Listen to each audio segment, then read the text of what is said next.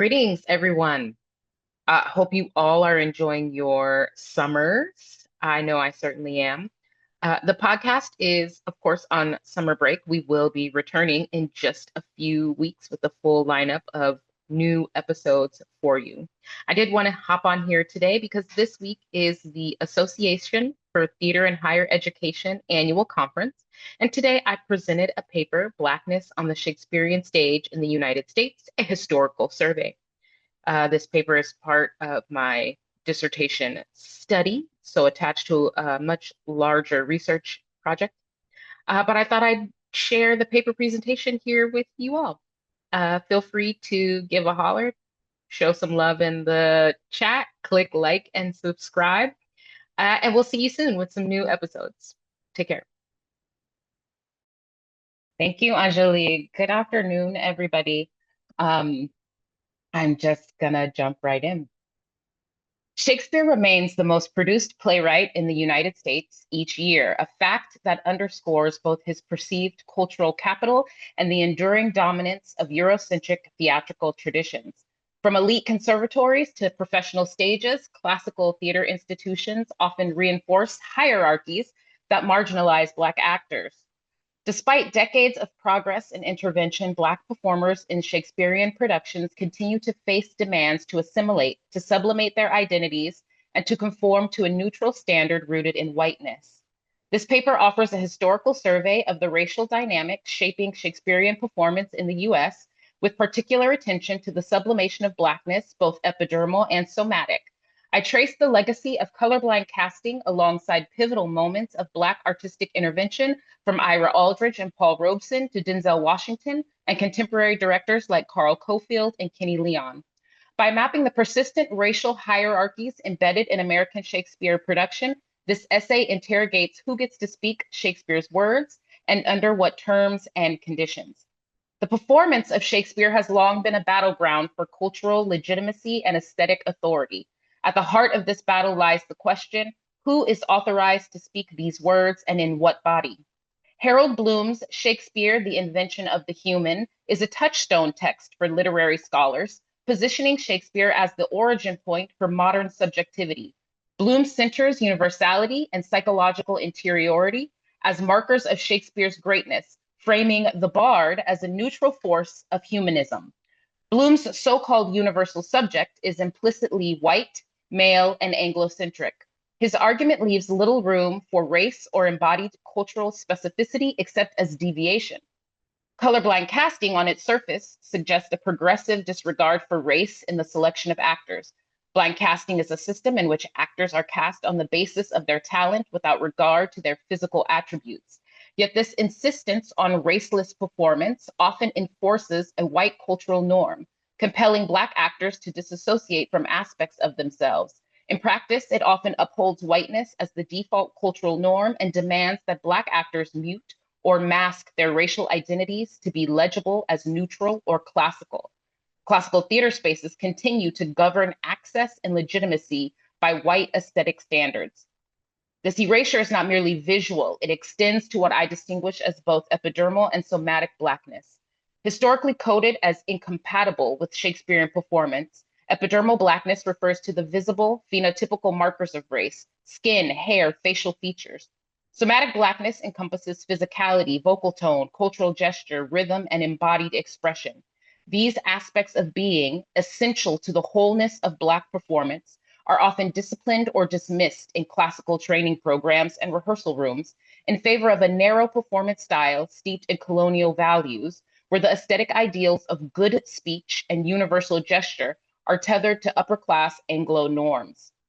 New York theater critic John Simon asserted that Black actors were unfit for Shakespeare unless they could visually and orally pass for white. He was not an outlier. It is part of a long tradition of gatekeeping that equates whiteness with mastery. Within this context, colorblind casting becomes a mechanism of containment, maintaining white control of the canon while making limited space for performers of color as long as they conform. The history of Black actors performing Shakespeare in the United States is marked by moments of radical visibility and systemic erasure. Errol Hill's Shakespearean Sable remains a foundational text for understanding the early barriers Black actors faced in accessing and performing Shakespeare. Hill chronicles the genesis of Black embodiment of Shakespearean texts from the African Company to Free Shakespeare in the Park. In 1833, Ira Aldridge, an American-born actor who got his start with the African Company, became the first Black man to perform a Shakespearean role on the legitimate English stage when cast as Othello at London's Covent Garden. Aldridge's performance challenged aesthetic and racial conventions. While audiences applauded his emotional range, critics fixated on his complexion and features, claiming that apart from his native hue, he lacked the refinement to carry the role. Despite these racist assessments, Aldridge's stage presence marked a seismic shift. He was the first to play Othello without blackface in a licensed theater, offering a model of Shakespearean performance grounded in epidermal Blackness. A century behind Aldridge, Paul Robeson extended the legacy when in 1943 he starred in the first major US production of Othello with a Black lead among a racially mixed cast on Broadway. The debate surrounding the production centered on whether white American audiences were ready to see a Black man in an interracial romance, not on Robeson's skill or talent.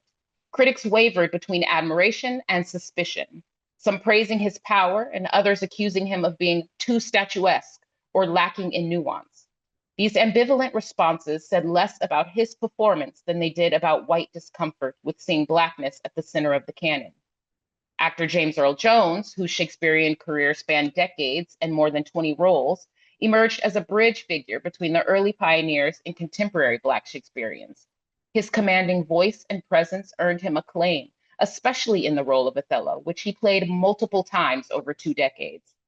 Yet he was not immune to the racialized critique.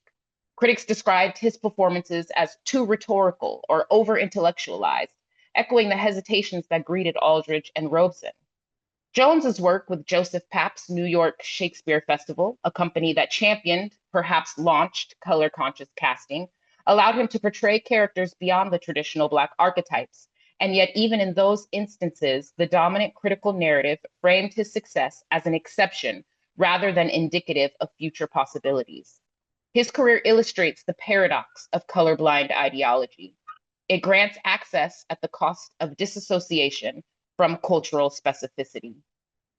The presence of Aldridge, Robeson, and Jones on stage became a referendum on the boundaries of classical legitimacy and the front line for the aesthetic policing of Blackness. While Robeson and Jones were under the national spotlight, there were or lesser known regional trailblazers. Patricia Norman, Charlene Bletson, and Ernie Stewart were 3 of the first Black actors to appear on stage at prominent regional Shakespeare festivals outside of New York. The Oregon Shakespeare Festival hired Norman in 1950, when Ashland was still a sundown town. Local audiences would not see another Black actor there for more than a decade, and it was not until 1973, when Stewart was cast as the festival's first Black Othello, that a Black actor played a named role in a Shakespeare play. In the summer of 1968, Utah Shakespeare Festival welcomed college student Bletson to Cedar City as USF's first Black actor.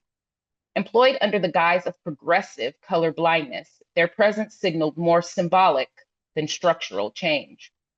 Institutions like the African American Shakespeare Company, founded by Sherry Young in 1995, and Deborah Ann Bird's Take Wing and Soar Productions, founded in 1999, emerged to offer alternatives to mainstream classical performance. These classically trained actors lacked opportunities to leverage their skills and deepen their craft, so they saw fit to create ways to do so for themselves. The Classical Theater of Harlem, following a leadership pivot to company actor Ty Jones in 2009, re-emerged with the value proposition of productions anchored in the context of the African diaspora. These companies were and are generative spaces for Black actors and directors to reinterpret canonical works without needing to erase their identities. Before COVID-19 shuttered theaters in 2020, artists and companies have begun mounting meaningful resistance. In 2019, OSF appointed Nataki Garrett as the first Black person and only second woman artistic director in the company's 80-year history.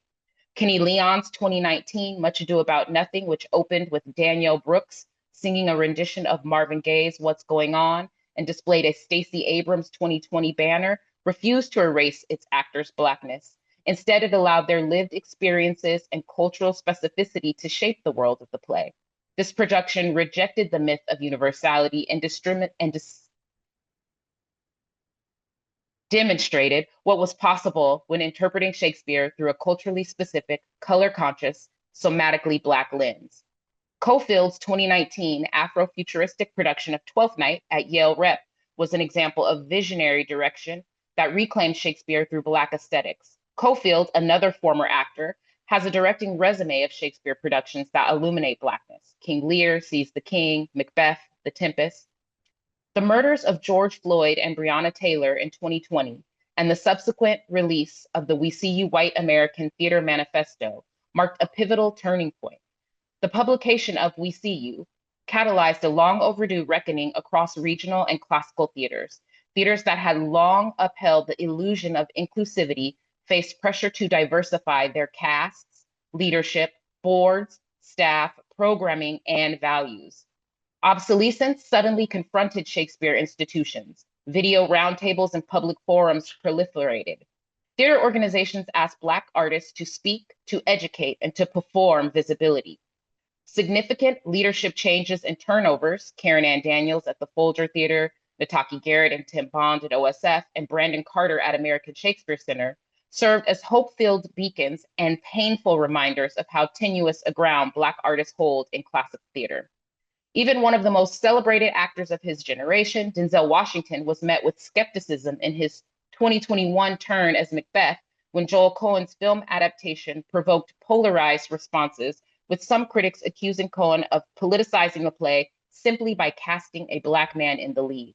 This kind of reaction reveals the persistent discomfort with centering Blackness in Shakespeare, especially when that presence is not made to explain itself.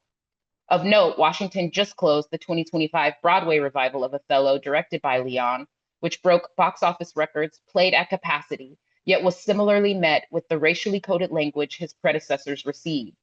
Washington gets lost in the words, his line reading so idiosyncratically syncopated that they strain legibility. It's an odd take on the character, or perhaps no take at all.